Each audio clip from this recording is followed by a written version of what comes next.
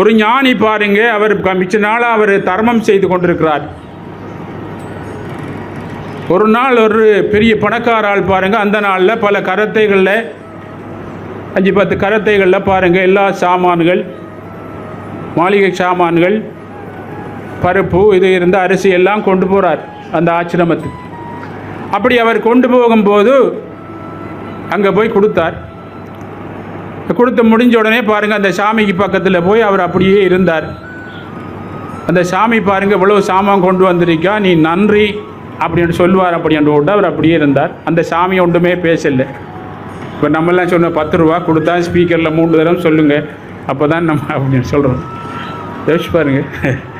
அப்போ அந்த சாமி ஒன்றுமே பேசலை. அந்த சாமிகிட்ட வரவர்கிட்ட அவர் சொன்னாராம், பாருங்கள், நான் இவ்வளவு சாமான்லாம் கொண்டு போனேன், உங்கள் சாமிக்கு பக்கத்தில் நான் அப்படியே இருந்தேன் நான், ஆனால் ஒரு வார்த்தை கூட பாருங்கள் நன்றி சொல்லலை அப்படின்னு சொன்னாராம். அந்த சாமிகிட்ட வர்ற ஆள்கிட்ட கண்டு அவர் வந்து சொன்னாராம், சாமி இப்படி நேற்று வந்தவர் இப்படி என்ன கண்டு சொன்னார் அப்படின்னு சொன்னாராம். அந்த சாமிகிட்ட பேசி கொண்டிருக்கும்போது அந்த சாமி சொன்னாராம், பாருங்கள், அதுதானப்பா அவன் அவ்வளோ நேரம் இருந்த என் வாயால் ஒரு நன்றி என்ற வார்த்தை வரும் அப்படின்னு சொல்லி அவன் பார்த்துட்டே இருந்தேன், எனக்கு தெரியும்.